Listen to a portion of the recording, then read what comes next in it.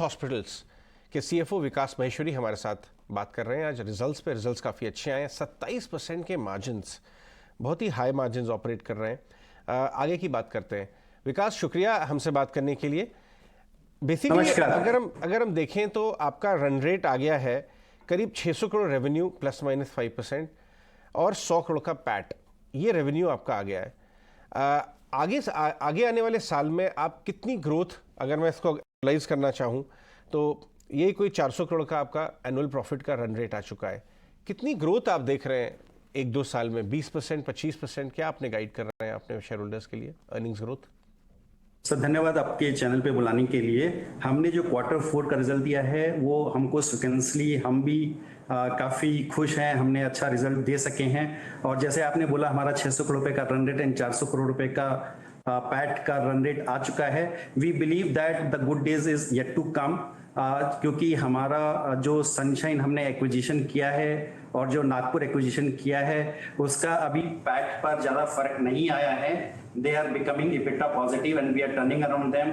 हमको लगता है कि जैसे ही आगे आने वाले क्वार्टर्स आएंगे सो उनका जो कंट्रीब्यूशन आएगा वो डायरेक्टली प्रॉफिट में जुड़ेगा आफ्टर टैक्स, बिकॉज वो लोग काफ़ी ऑपरेटिंग लिवरेज में बैठे हुए हैं।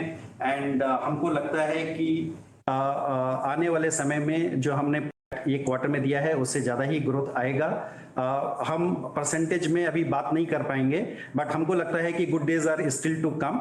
हमने अभी जो कैपेक्स प्लान हमने बताए थे लास्ट टाइम में आपके चैनल में था, वो भी अभी अच्छे से प्रोग्रेस कर रहे हैं और हमको लगता है कि those will be commissioned in FY25। Those are under as per our schedule, हमारे शेड्यूल के हिसाब से चल रहे हैं। So next leg of the growth will come from there. So as we speak we remain very confident to deliver the good set of numbers quarter on quarter in the coming days, back on the back of the our core business growth plus the acquisitions growth of Sunshine and Nagpur. चलिए कोई बात नहीं, आगे बढ़ते हैं।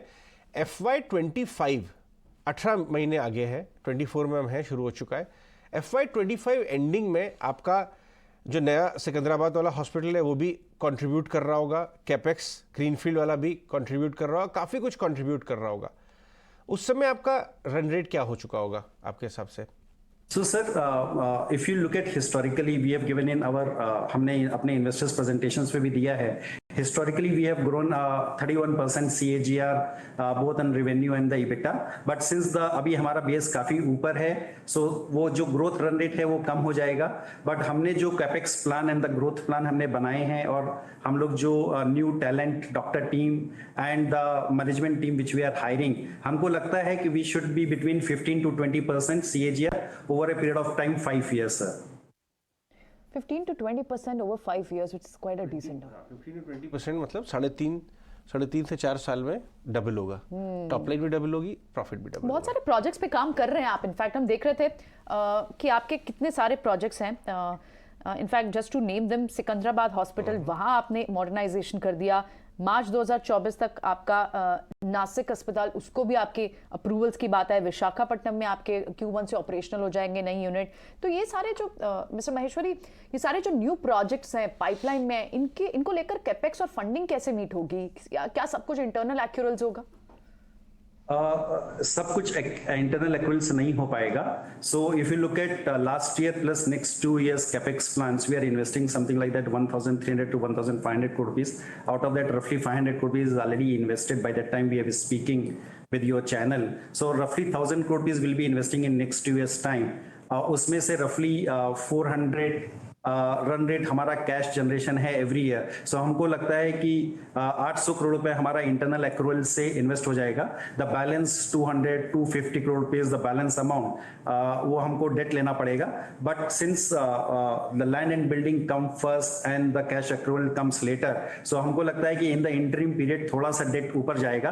But over a period of time in next 2 years time we will be back to the situation where we are sitting right now.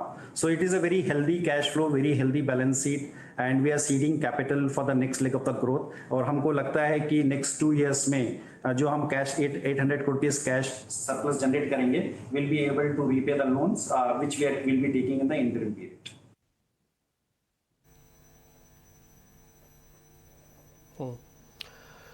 विकास जी फिर एक चीज़ और बताइए, इस समय जो वाई मार्जिन है आपका ना वो 30 से 28% है, और आप बहुत अच्छे से बता रहे हैं कि आप कैसे एक्सपेंड करने वाले हैं, थोड़ा सा डेट भी लेंगे उसके लिए।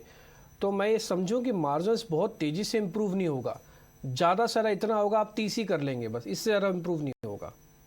I think that is a good band, sir. This understanding is 100% correct. We are at a decent margin. We are in the business of the healthcare, so we have to have a balance both on the profitability and the charges we charge with the patient, because our tagline is the affordable quality healthcare.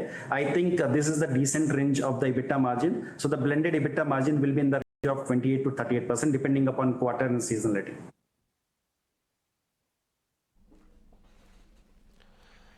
Okay Vikas ji, बहुत बहुत शुक्रिया। Good luck आपके आगे के plans के लिए। 15 से 20%, अगर मैं इसका एवरेज 18% ही पकड़ता हूँ, इस बेस पे ग्रोथ बहुत शानदार है। Thank you. 27-28 का मार्जिन वाली कंपनी है, लेके बैठे रहिए, कंपाउंड हो रहा है। बाकी सब तो विकास जी और उनकी टीम मेहनत कर ही रहे हैं।